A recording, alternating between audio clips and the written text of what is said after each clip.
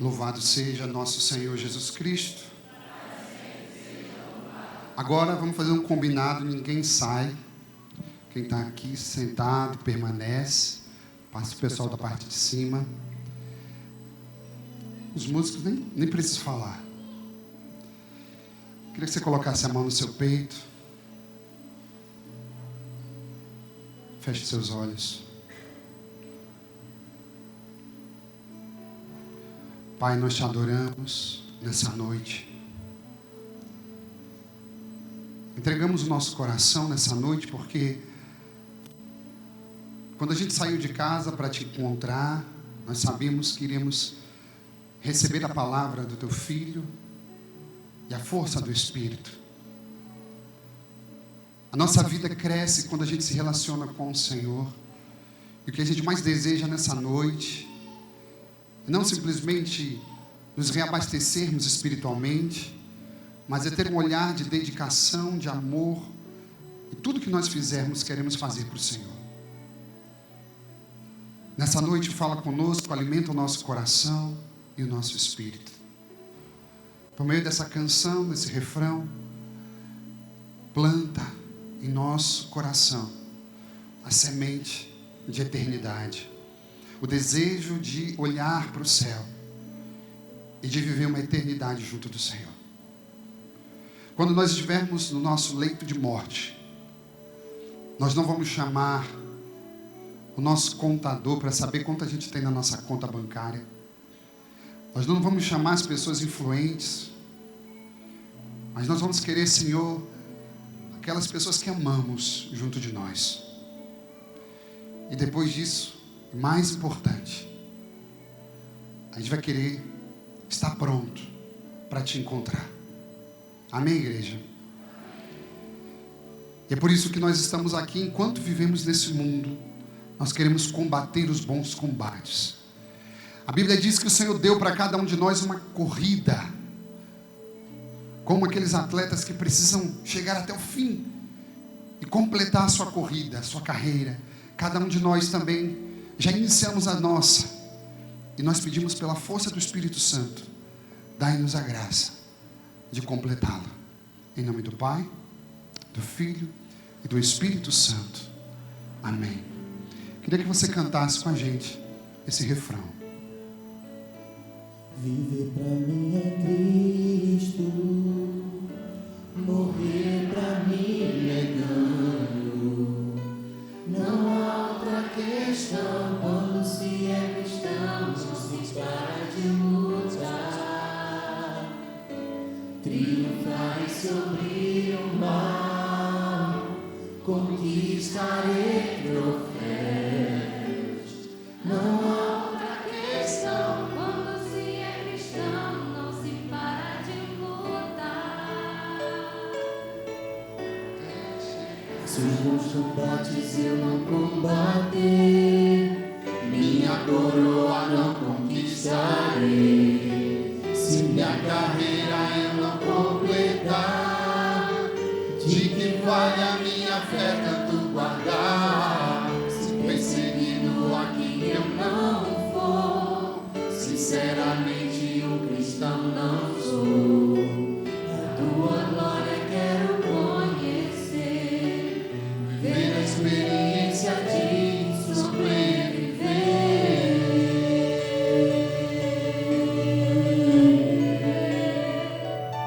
Viver pra mim é Cristo, morrer pra mim é ganho. Não há outra questão, quando se é cristão, não se para de lutar. Triunfarei sobre o mal, conquistarei troféus. Não há outra questão, quando se é cristão, não se para de lutar, até chegar ao céu.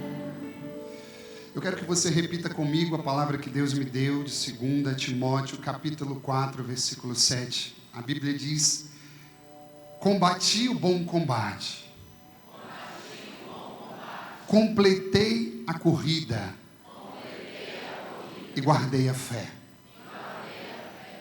Sabe, queridos, desde que a gente entra na igreja, nós temos uma experiência com a Santíssima Trindade. A missa começa e termina em nome do Pai, do Filho e do Espírito Santo. Quando você entrou na igreja, você foi batizado em nome do Pai, do Filho e do Espírito Santo. Quando você morrer, o sacerdote diante do teu caixão vai dizer a mesma coisa.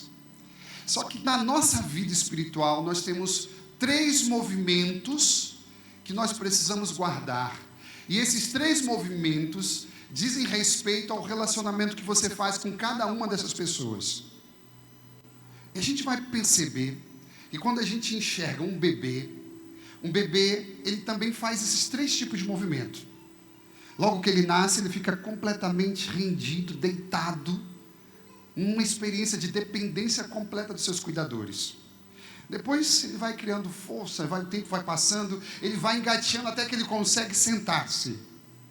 Depois ele continua engateando e fazendo força até que ele consegue andar. Pois bem, esses 3 movimentos, deitar-se, sentar-se e ficar de pé e caminhar, são os 3 movimentos que nós fazemos. O primeiro com o Pai, nós deitamos, o Pai cuida de nós. Depois nós sentamos para reinar com Cristo. E depois nós começamos a nossa vida andando, caminhando com o Espírito Santo. Por quê? Porque a gente precisa completar a carreira. O que nós ouvimos em 2 Timóteo 4:7 é que todos nós temos uma corrida a cumprir. E se a gente precisa, é mais fácil que você enxergue a sua vida aqui na terra como uma corrida. Diversas são as imagens que você pode criar, mas essa talvez seja a imagem paulina mais perfeita para dizer que todos nós temos um propósito, um objetivo e que a nossa vida não pode parar no meio do caminho. A primeira coisa que a gente precisa entender é, se o primeiro movimento espiritual é deitar-se, e esse experimento diz respeito a ser cuidado pelo Pai, a gente precisa então entender uma coisa que é importante. Se um bebê, ele é cuidado pelos seus cuidadores, o cristão, quando adentra a igreja, de igual forma ele precisa do cuidado. O que acontece? Aqueles que renascem pelo batismo, escute o que o padre está dizendo, eles nascem na fé. E depois, com o tempo, eles adquirem uma visão espiritual, a visão do reino. E com o passar do tempo, eles começam a caminhar em fé, porque eles precisam completar a sua carreira, a sua corrida. O que é importante para nós? Quando nós nos colocamos nesse cuidado de Deus, nós estamos nesse primeiro nível espiritual. Mas acontece, queridos irmãos e irmãs, que nem todo mundo tem essa capacidade. Sabe, a gente consegue fazer muita coisa para Deus, mas você sabe que fazer esse movimento de guardar-se, para que Deus possa cuidar, é um movimento muito difícil. A gente lembra da história de Marta e Maria, porque Marta fazia tantas coisas, enquanto a sua irmã estava ouvindo a palavra. Naquele momento, queridos irmãos e irmãs, eu preciso dizer isso, a nossa vida espiritual, ela precisa de cuidado. Ou seja, quando a gente se relaciona com Deus Pai, a gente tem uma experiência de confiança. O Antigo Testamento está repleto de momentos em que o povo foi cuidado por Deus. Você preste atenção que as pessoas estavam morrendo, não tinham o que comer, e Deus fez surgir no deserto o maná. As pessoas estavam morrendo, não tinham o que beber, Deus então, diz Moisés, fere a rocha, e Deus cuida, e Deus sacia a sede do povo. Queridos, na nossa vida espiritual, a gente precisa passar por esse estágio de perceber que Deus cuida de nós. Mas sabe qual é a maior dificuldade? Um coração ansioso. Porque o coração ansioso, ele deixa de esperar em Deus, ele deixa de confiar em Deus e quer cuidar simplesmente de pensar o que eu posso fazer, o que a minha conta bancária consegue arcar. E a gente muitas vezes vê esvaindo do cristão a experiência de ver-se cuidado por Deus. Essa experiência de deitar-se, o primeiro movimento, o deitar-se, é um movimento que não é simplesmente cruzar os braços e ficar numa passividade. É claro, Deus vai cuidar de tudo, mas acima de qualquer coisa, é exigido de nós precisamos confiar. Nós precisamos exercer a fé. E exercer a fé E experimentar e viver de fé significa ser amparado por Deus. Quando você observa um bebê deitado no colo do pai, ali é o lugar mais seguro para ele. Por quê? Porque ele descansa em paz. Porque sabe que nenhum mal vai chegar. Amém, minha gente? Mas eu quero convidar você a falar para esse irmão que está do seu lado. Diga para ele: estar nos braços do Pai é muito bom. Diga para ele: esse é o seu primeiro estágio. Mas diga para ele assim: não fique deitado a vida inteira. Você sabe qual é o maior risco dessa pregação? É porque tem cristãos que estão 10, 15, 20, 30 anos deitados, minha gente, querendo ser cuidado. Não. A gente precisa engatinhar até o momento que nós vamos nos sentar. Agora você vai entender. Se o primeiro movimento diz respeito a ser cuidado por Deus e a confiar nele, o segundo momento, o movimento de sentar-se, exige a tua autonomia, a tua capacidade de dizer: eu preciso participar. Amém, igreja? Padre, o que é sentar-se com Cristo? Sentar-se com Cristo diz respeito a descansar. Nós não estamos falando de um descanso físico. Nós estamos falando de um descanso da alma. Os estudiosos, com muita precisão, e a gente fica muito feliz, eles descobriram que o cansaço mental é 16 vezes mais exigente e comprometedor do que o cansaço físico. Mas é uma pena que eles ainda não conseguiram analisar o cansaço do espírito, o cansaço da alma. E muitas pessoas vivendo uma vida sem sentar-se, ou seja, sem estar com Cristo e experimentar o descanso de Deus. Olha, são muitas as passagens bíblicas, olha para o padre, desde que Jesus é assunto aos céus, a Sagrada Escritura só retrata Jesus, principalmente no livro do Apocalipse, sentado, reinando à direita de Deus. É interessante, preste atenção, quando a Bíblia fala de Jesus ressuscitado junto ao céu, ele vai dizer: ele estava sentado diante do trono do Cordeiro, entende? Ou seja, o que para nós é importante? Entender que sentar-se com Cristo diz respeito a um descanso, não do corpo, mas um descanso da alma. E por que o padre está falando disso? Porque em Efésios 2, versículo 6, a Bíblia diz que ele nos ressuscitou, mas já agora nos dá o descanso celeste. Como, padre? Sentando-se, fazendo sentar-se com ele no trono celestial. Gente, eu não sei se você pode guardar o que o padre está dizendo, mas é muito, muito, muito importante. Nós estamos falando que o segundo movimento diz respeito a uma autonomia que nós precisamos ter. E é uma autonomia mesmo, porque se Efésios 2,6 diz que ele nos fará sentar no trono celestial, isso significa que nós podemos estar em 2 lugares ao mesmo tempo. Olhe para o padre. Enquanto eu estou aqui fazendo o meu trabalho com todo amor, eu estou aqui. Mas eu também estou sentado no trono com Cristo. Essa semana, quando você estiver na fila da emergência, você vai estar lá. Mas você deve e deverá estar sentado com Cristo. Quando você estiver no seu trabalho, quando você estiver com qualquer privação ou provação, você deverá estar lá, mas você não corre o risco de não estar também sentada e sentado com Cristo. Sabe qual é o momento que o Satanás mais tira proveito de cada um de nós? Sabe qual é o momento que o demônio tira e rouba mais coisas de nós? Quando nós estamos cansados, quando nossa alma está aflita. Então preste atenção, querido, que o segundo movimento diz respeito a sentar-se com Cristo. Ou seja, esse momento eu preciso estar em qualquer lugar, passando por todas as lutas, mas eu preciso estar descansando no Cristo. Se a gente não fizer isso, a gente vai gastar tempo, a gente vai esquecer de muita coisa. E o que o padre está falando não é algo subjetivo. Mas uma vez uma pessoa disse assim: padre, eu nunca conheci alguém que soubesse receber notícias ruins tão bem como o senhor. Não era simplesmente porque o padre fica inalterado. Não, sabe qual é a questão, minha gente? A gente vive, a gente sente tudo. Mas naquele momento, quando você está lá, prestes a fazer aquela prova do vestibular, quando você está lá na tua entrevista de emprego, naquele momento mais tenso e nervoso da tua vida, sabe o que acontece? Você vai estar lá, mas interiormente você vai estar sentado com Cristo. Amém, minha gente? Fale para a pessoa que está do seu lado, não corra o risco de não se sentar com Cristo. Diga isso. As pessoas sofrem porque não exercitam a sua fé.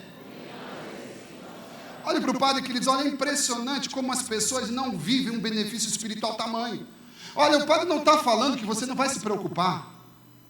O padre não está falando que você vai negar tudo que está acontecendo de sofrimento. Mas você vai ter paz. Porque o que a Bíblia diz, que supera todo o entendimento, é essa paz que vem do Senhor. E por que a gente alcança essa paz que supera todo o entendimento? É porque nós estamos vivendo a nossa vida, mas a gente não deixa de estar assentado no trono do Senhor. Amém, minha gente? Ou seja, é fácil, padre, fazer isso? Não, não é fácil. E é por isso que é uma caminhada e é um progresso. E a gente continua até o momento em que nós vamos começar a engatinhar para andar. E ninguém anda sem cair, né, minha gente? Olha que bonito. Todos nós, seus filhos e netos, inclusive, antes de começar a caminhar em perfeição, ele tombou e caiu. Isso significa que a nossa vida espiritual faz parte também. Experimentar as quedas. Mas a gente não nasceu para ficar caindo o tempo todo. Diga para quem está do seu lado, por favor, não fica caindo o tempo todo. Você nasceu para caminhar em fé. Pronto, amém. E aí o que acontece? Como que a gente vai caminhar então em fé, gente? Eu quero dizer para você, porque domingo passado a gente celebrou Pentecostes. Olha que interessante. A Bíblia dizia que ele era o Paráclito. Paráclito. Quem é o Paráclito? O Paráclito é o advogado. E aí você vai entender, na hora da luta, preste atenção, jovens, os crismandos, os coordenadores também, todos nós. Quem é o advogado? É o Espírito Santo. Como que a gente aplica isso? Antigamente, preste atenção, é importante, muito importante. Antigamente, os tribunais, eles eram feitos, julgamentos aconteciam, mas não se tinha um advogado de defesa. Porque tamanha era a integridade das pessoas. E se confiava na palavra das pessoas. Você sabia disso? Então, a pessoa vinha, era julgada, se falava tudo. E depois se criava um grande momento de silêncio. Porém, naquele instante, se alguém da Assembleia fosse uma pessoa reconhecidamente idônea e séria, e essa pessoa se colocasse de pé, e saísse do seu lugar e fosse se colocasse no lugar daquela pessoa, do lado da pessoa que estava sendo julgada, sabe o que aconteceria? Aquela pessoa era imediatamente absolvida. Não precisava falar nada, não precisava defender nada. E aquela pessoa que vinha e se colocava ali do lado, era conhecido como o Paráclito. A gente tem que perceber e contar que também na nossa vida, nós temos um advogado, nós temos um Paráclito. E aí você pode, com muita precisão, dizer assim, padre, mas nós nunca fomos levados num tribunal. Você pode dizer, padre, eu nunca fui condenado. Padre, e aí eu posso dizer a você, será? Será mesmo? Sabe por quê, queridos? Porque existem muitos tribunais que nós criamos. Tribunais, olhe para o padre, que nós criamos aqui. Com a nossa forma de nos julgarmos. Com a nossa forma de falarmos coisas ruins a nosso próprio respeito. Aí, em nome de Jesus, eu quero abençoar você. Nunca dê esse motivo de glória a Satanás. Nunca mais abra sua boca para falar uma palavra negativa a seu respeito. Você pode se enfrentar as suas frustrações. Eu posso te dizer com precisão que você não vai ser bem sucedido em todos os seus projetos. Mas nunca mais abra sua boca para falar mal de você mesmo. Para se julgar incompetente ou falar qualquer coisa que seja nesse sentido. Por quê? Porque nós não podemos mais criar esses tribunais. E tem muitos cristãos e muitos jovens, inclusive, que vivem uma vida de uma expectativa de visão religiosa, ou de coisas que nem Deus quer. Preste atenção, porque às vezes é isso, é um rigorismo tão grande, que acaba esquecendo a caridade cristã, que acaba esquecendo o amor ao próximo. Amém, igreja? Quando Jesus voltar, ele não vai ter olhado se você está num rigorismo louco. Desculpa eu falar essa palavra, mas é isso, uma coisa cega, uma coisa desmedida. Parece que é de outro tempo, de outra época, que não tem sentido com a realidade. Querido, você tem que amar. Você tem que cuidar daquelas pessoas que não tem como nunca te retribuir. Isso é ser cristão. E por que o padre está dizendo isso? Porque a gente acaba se automutilando interiormente, ou seja, na nossa vida espiritual, criando esses tribunais, exigindo coisas que nem Deus exige de nós. Mas eu digo para você que está aqui nessa igreja, olha, você pode passar assim por alguma dificuldade de se aceitar. Você pode sim ter dificuldade com o seu temperamento. Você pode sim sofrer de ansiedade ou de depressão. Mas em nome de Jesus, a partir de hoje, quando você passar por qualquer tipo de crise, você lembra que aquele que vai se levantar e vai colocar-se do teu lado é o próprio Espírito Santo. Amém, minha gente? E se o Espírito Santo vai estar do seu lado, você tem condições de caminhar e de andar em fé. E se você tem condições de andar em fé, isso significa que você pode e você vai completar a sua carreira. Porque se a gente está deitado, a gente está sendo cuidado pelo Pai. Se você começa a sentar, você reina com Jesus em qualquer dificuldade. Você perde alguém que você ama. E você está lá no enterro, mas interiormente você está completamente inabalável na sua fé, porque você está sentado com Cristo. Amém, minha gente? Eu posso dizer isso para vocês, porque eu não sabia, eu não entendia. Quando meu irmão morreu, eu não entendia que paz era aquela paz que tomava conta de tudo. E quando eu sentava para partilhar com minha mãe, eu falei, mãe, o que é que está acontecendo? E minha mãe também falava, olha, é uma paz que está vindo aqui dentro. Sabe o que significa isso, minha gente? A gente chorou, a gente sofreu, mas dentro em nós estávamos reinando e sentados com Cristo. Qual é o maior desafio da sua vida? O que é que tem causado a tua ansiedade? O que tem te levado a não dormir? Quando você pensar em todas essas coisas, você vai dizer, a partir de hoje, eu vou reinar, eu vou sentar com o Senhor. Amém, igreja? A partir de hoje, eu vou saber que aquele que é o Paráclito, meu advogado, ele vai estar do meu lado. Amém? Pronto. Agora o padre vai simplesmente amarrar tudo, com duas ideias. A primeira ideia está em João 5. A Bíblia diz que quando Jesus estava em Jerusalém, Jesus foi num lugar muito famoso. João capítulo 5 diz que Jesus foi num lugar onde uma vez no ano acontecia um milagre de graça. Sabe onde era isso? A piscina de Siloé. Eles chegavam lá e as pessoas doentes ficavam na expectativa, porque a Bíblia disse, e de fato acontecia, que uma vez no ano um anjo vinha e tocava a água. E quando o anjo movia as águas, sabe o que acontecia? O primeiro enfermo que entrasse era completamente curado. Jesus chegou naquele lugar, olha para o padre, e encontrou um homem. Como que o homem estava? Deitado. O homem estava deitado, gente, estava deitado. E aí Jesus sabia, preste atenção, Jesus sabia, mas Jesus perguntou, meu Senhor, me diga uma coisa, quanto tempo o Senhor está deitado? Sabe o que aquele homem respondeu? 38 anos. Jesus falou, 38 anos você está deitado. E olha que interessante, aquele homem cheio de autopiedade, cheio de vitimismo, foi falando, Senhor, Senhor. E Jesus olhando sério para ele. Eu imagino essa cena maravilhosa. Cheio de autopiedade, cheio de vitimismo.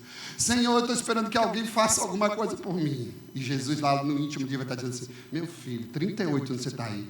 Se você começar a se arrastar daqui a um mês você já está ali na boca do rio, do poço. E se é assim que o anjo vier, não vai ter ninguém na frente de você ser o primeiro. Olha o que é importante para a gente. 38 anos. E Jesus olhou para aquele homem. Jesus não ficou, olhe para o padre, Jesus não ficou comprometido em alimentar a loucura daquele homem com autopiedade, não. Mas Jesus olhou para aquele homem e disse o quê? Vamos embora, levanta. Toma a sua maca, a sua cama e vai embora. Em outras palavras, o que Jesus disse? Vambora, toma vergonha na cara, levanta, arruma tua bagunça e vai embora. Porque você está deitado aí há muito tempo. Olhe para o padre. Se Jesus chegar aqui hoje, nessa igreja, ele pode perguntar: há quanto tempo você anda deitado? Há quanto tempo você não está cuidando de absolutamente nada? Há quanto tempo você está esperando que as pessoas façam sempre algo por você? No domingo passado e no domingo retrasado, o padre tem insistido no nível de responsabilidade que você deve ter pela tua vida espiritual. O padre disse: não é responsabilidade do diácono, do padre ou de quem quer que estude a Sagrada Escritura para vir alimentar você. Não, a responsabilidade é o que você faz com o que é pregado aqui. Amém, igreja? E o padre disse que o nível de pensamento, de estudo que você dá, aquilo que você recebe de verdade nessa igreja, é o nível de graça, de poder no Espírito Santo que você vai receber de volta. Amém? E hoje o padre vai dizer ainda mais: não espere que outra pessoa fique orando ao Senhor para alimentar e dizer o que você deve ou não fazer. Vá você dobrar o seu joelho e ouvir as revelações de Deus. Amém, minha gente? Isso significa que a gente já não está mais naquele estágio de deitar-se, mas a gente já está sentado e a gente já está caminhando no Espírito, porque a gente tem em vista o que, minha gente? Uma corrida, uma carreira. 2 Timóteo 4:7, nós começamos assim e vamos terminar assim. Pode pegar a bateria, os instrumentos, vamos levantar isso. Olhe para o padre. Como que está escrito em 2 Timóteo 4:7? Eu combati o bom. Não pode ser todo mundo. Eu combati o bom, guardei a fé e completei a corrida. E aqui está o segredo de tudo. Nós estamos falando disso. Nós precisamos completar a corrida. Porque sabe o que vai acontecer? Jesus não vai chegar aqui e dizer: quanto tempo você está deitado? Mas quando Jesus encontrar você, olhe para o padre, ele vai querer saber: olha para mim mesmo, olha para mim. Ele vai querer saber uma única coisa: você ficou parado no meio do caminho. Você começou a amar aquela pessoa, você desistiu porque era muito difícil. Jesus vai olhar para você e dizer assim: foi uma enfermidade mesmo que te fez desistir. Porque, querido, a Bíblia está dizendo que a gente precisa completar a nossa corrida. Existe uma carreira para ser terminada, findada, e muita gente desiste. Muita gente vai abandonando no meio do caminho. E a virtude não está naquele que começa, porque começar bem, todos nós começamos bem. Hoje você iniciou o seu crisma. Hoje você iniciou a tua carreira no nível de maturidade na fé. Por isso que nós recebemos o dom do Espírito Santo. E quando você recebe aqui o crisma, o bispo vai dizer para você: essa é a graça. Esse é o sacramento da maturidade cristã. O bispo vai dizer, em outras palavras: você já pode andar. Você já sentou para reinar com Cristo. Você agora entra no outro nível, no nível mais alto, onde você anda e caminha com fé. Amém, igreja? Mas por favor, misericórdia. Se o Senhor te perguntar: meu filho, você parou no meio do caminho, você vai dizer: sabe o quê? Não, meu Senhor, eu combati o bom. Não fique de pé e fala isso melhor. Jesus vai perguntar: você ficou no meio do caminho dentro de casa? Você ficou no meio do caminho da faculdade? Você ficou no meio do caminho de tantas coisas? E você vai dizer: não, meu Senhor, eu combati o bom. Está fraco? Eu combati o bom. Eu guardei a minha fé. Aleluia. E você vai dizer assim: agora eu espero a coroa da justiça, que o Senhor guarda para aqueles que completam a carreira. O Senhor guarda uma coroa de glória somente para aqueles que completam a corrida. E eu quero pensar no seu coração, levanta a mão direita, lá no céu, em nome de Jesus, lá no céu. Feche seus olhos. Pai de amor, nós queremos abençoar agora todos esses jovens que começam hoje a sua carreira, a sua corrida para a maturidade na fé. Nós abençoamos, Pai, tudo que eles forem viver em nome de Jesus. Conduz, Senhor, conduz para que eles possam reinar em confiança. Conduz, Senhor, para que eles possam dar um passo depois do outro de fidelidade, para que nenhum se desvie para a direita, para a esquerda, mas que permaneça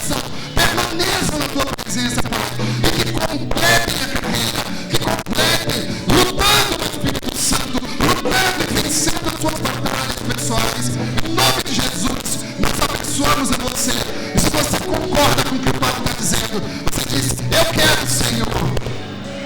Pode ser toda a igreja. Eu quero, Senhor, combater os bons combates. Diga isso. Eu não quero ficar deitado. Eu quero lutar, Jesus. Diga isso. Eu vou completar a minha carreira. Eu vou chegar no fim. Vamos juntos.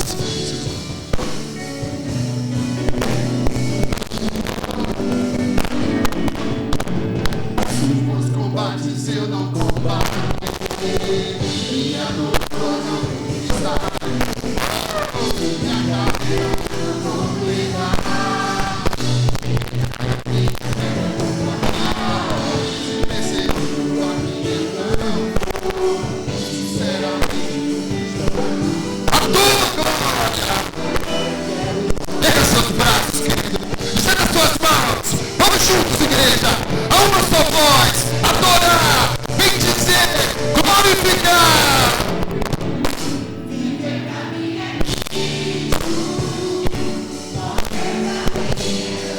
Vamos lá.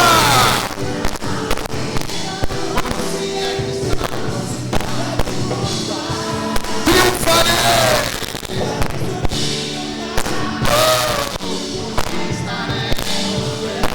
Vamos lá. Segura nas palmas. Segura nas palmas. Vem.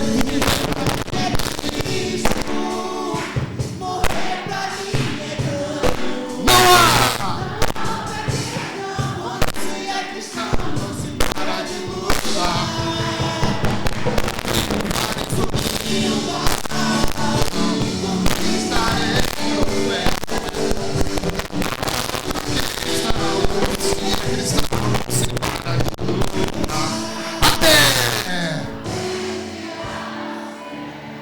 Você irmão está do seu lado e fala, não fique mais deitado. Diga, tome vergonha. Arrume a sua bagunça. Comece a reinar com Cristo. E caminhe no Espírito Santo. Aleluia. Aplauda esse nome, em nome de Jesus. Aleluia. Bendito seja o nome do Senhor. Aleluia. Creio em Deus Pai Todo-Poderoso,